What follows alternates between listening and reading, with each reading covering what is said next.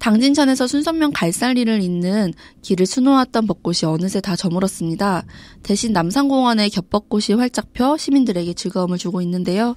봄을 넘어 여름의 문턱에 서 있는 4월의 마지막 주, 당진시대 뉴스브리핑을 시작하겠습니다. 오늘 뉴스브리핑은 일본에서 간 넘어온 박경미 취재기자와 함께합니다. 박경미 기자, 일본으로 취재 다녀왔죠? 어떤 취재로 어디를 다녀왔나요? 네. 지난 목요일부터 월요일까지 일본을 다녀왔는데요. 나오시마 섬과 데시마 섬을 다녀왔습니다. 쓰레기 섬이었던 두 섬이 예술 문화가 들어오면서 이제 예술의 섬으로 탈바꿈하였는데요. 좀 이러한 내용들을 취재하기 위해서 다녀왔습니다. 좀 박경민 기자한테 인상 깊었던 뭐 광경이라던가 전시물 이런 것들이 있었나요? 완전 섬 곳곳이 되게 예술이 많이 들여져 있어서요. 일반 집 가옥의 벽에 어떤 예술 작품이 그려져 있기도 하고, 노렌이라는 그 보통 일본에 가면 상점에 이렇게 천이 이렇게 입구에 매달려 있잖아요. 네네네. 이제 그런 것들을 일반 가옥에도 적용을 해서 그 집만의 어떤 전통성을 발휘해서 이제 그런 집에서도 이제 노렌을 이제 부착했던 그런 노렌 프로젝트도 많이 봤었고요. 또 이외에도 다양한 EA 프로젝트라고 해서 이제 지금은 살지 않았던 이제 옛 가옥들을 이제 다시 개조하고 이제 해가지고 이제 예술 작품으로 탈바꿈한 이제 그런 것들도 많이 인상이 깊었습니다. 네, 정말 좋은 경험을 했네요. 다음 호에는 김혜나 기자와 박경미 기자의 나오시마 이야기가 재미있게 실릴 것 같죠? 그럼 본격적으로 이번 호에 실린 소식들을 브리핑해볼까요? 박경미 기자, 이번 1면은 어떤 기사들이 보도됐나요? 네, 이번 1면 기사는 현대제철 당진제철소가 청산칼슘의 원료인 시아나수소를 기준치보다 5배 이상 배출이 됐지만 약 2년간 은폐한 것이 알려져 논란이 된 소식을 게재했습니다. 청산칼슘이면 청산가리로 맹독성에 속하잖아요. 좀 어떤 내용인지 좀 말씀해 주세요. 네, 우선 한겨레 신문이 지난달에 감사원의 산업시설 대기오염물질 배출관리 실태 감사 결과를 인용해 문제를 지적했는데요. 네. 이에 따르면 현대제철 당진공장은 2017년 2월 대행업체를 통해 공장에서 배출된 대기오염물질 농도를 측정했습니다. 네. 그 결과 공장에서는 시아나수소가 기준치인 3ppm이 넘어서 검출이 되었고, 농도 최고치로는 기준의 약 5.6배, 5.6배가 넘는 17.345ppm까지 측정이 됐다고 합니다. 이와 관련해서 현대제철 측에서는 어떤 입장을 보이고 있죠?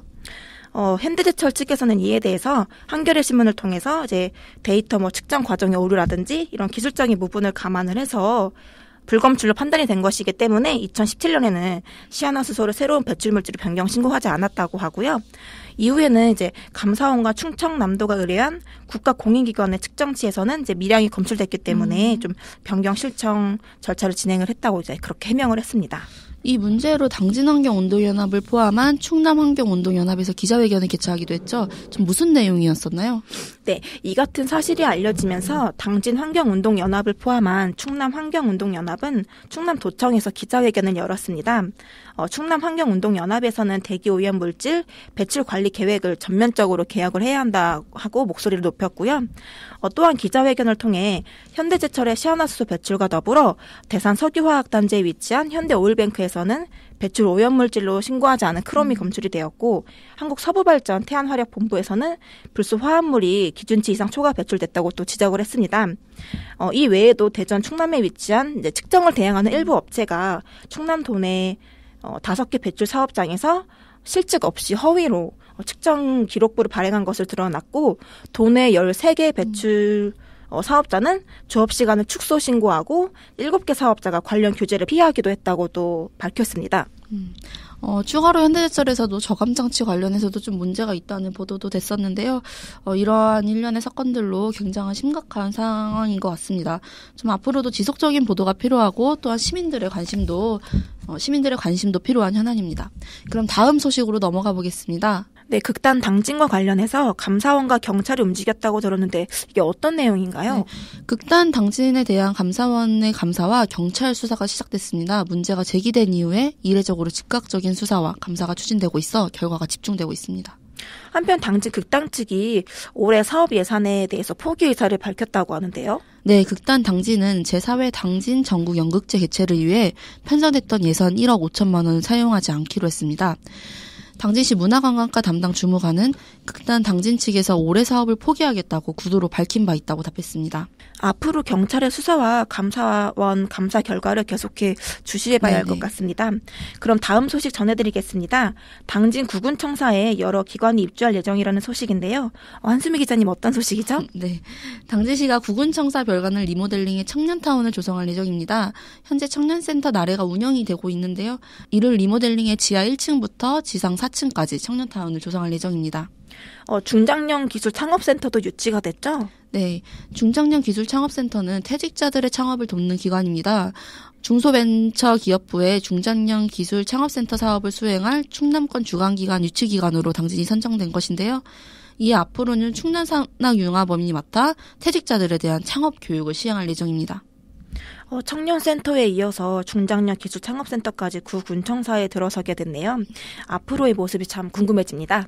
네, 청년과 중장년을 위한 많은 사업과 인프라가 확충되고 있지만 당진시 출생아 수와 젊은 인구는 계속해서 줄고 있습니다. 박경민 기자, 이번 호에 실린 내용을 좀 브리핑해 주시길 바랍니다. 네, 지난 2015년 3월 출생아 수가 165명이었던 것에 반해 2019년 3월 출생아 수가 92명으로 급감했습니다. 또한 연간 출생아 수가 점점 감소하고 있는데요. 이 밖에도 20에서 40대 젊은 인구도 2015년 4만 4천여 명에서 5년에 2,000명이 넘게 감소해 4만 2천 명인 것으로 나타났습니다. 165명에서 92명으로는 거의 절반에 가까운 수인데요. 굉장히 많은 이렇게 감소세가 보이고 있습니다. 당진시에서는 인구정책팀을 지속가능 담당 발전관 소속으로 두고 대안을 모색하고 있지만 전국적인 문제인 만큼 인구 문제를 해결하기가 쉽지 않아 보이네요. 그럼 다음 소식으로 넘어가 볼까요? 네, 이번 후에 지난해 5대 범죄와 교통사고 발생 현황에 대한 분석 기사가 보도가 되었는데요. 네, 간단한 브리핑 부탁드리겠습니다. 지난해 당진 지역의 살인과 강도, 그리고 강간 강제추행, 절도, 폭력에 해당하는 5대 범죄가 총 1,380건이 발생한 것으로 나타났습니다. 이 중 당진경찰서에서는 991건을 검거해 71.8%의 검거율을 보였는데요. 총 1,247명을 검거한 것으로 집계됐습니다. 네, 살인 사건도 한 건이 발생됐다고 하죠? 네, 지난해 있었던 사건인데요. 신평면 운정리에서 온라인 자살 카페로 알게 된 3명 중에 2명이 차량에서 불을 피우다가 화재가 발생해서 2명이 숨지고 1명이 살아났는데요. 그중에서 자살 방조죄로 인해 살인에 해당된 내용입니다.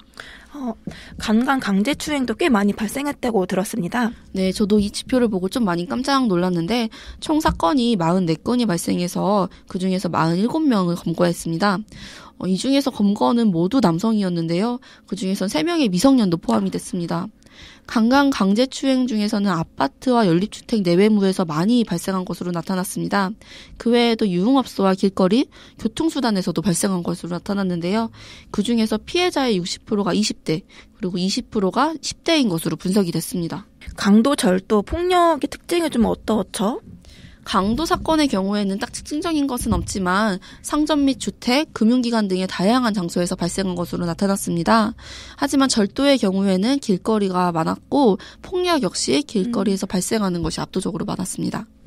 지난해 교통사고 발생 현황도 보도됐습니다. 네, 지난해 교통사고가 총 1,797건이 발생해 33명이 목숨을 잃었습니다.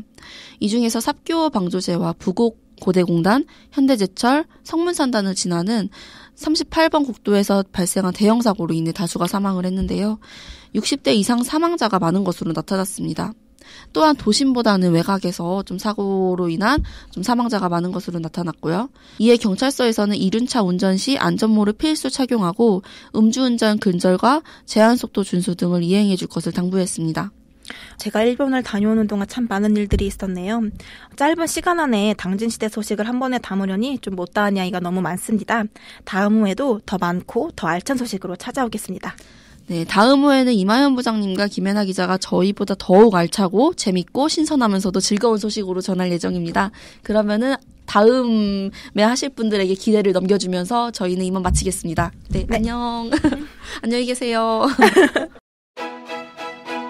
당진 시민과 함께하는 행복한 동행, 당진시의회가 함께합니다. 대한민국의 지방자치제도에 발맞춰 민의의 전당으로 자리 잡은 당진시의회는 지난 2018년 7월 시민들의 기대와 성원 속에 제3대 의회를 새롭게 출범했습니다. 당진시의회는 효율적인 의회 운영을 위해 의장과 부의장을 필두로 13명의 의원들이 참여하는 상임위원회, 특별위원회, 전문위원과 사무국을 두고 있습니다. 또 열린의회를 지향하는 당진시의회는 SNS를 통해 시민들과의 활발한 소통을 시도하고 있습니다. 네이버 블로그와 페이스북에서 당진시의회를 검색하시면 의정 소식을 보다 빠르고 편리하게 받아보실 수 있습니다. 시민 곁에 함께하며 지방자치의 변화를 이끌어가는 당진시의회, 당진의 더 큰 미래를 열어가겠습니다.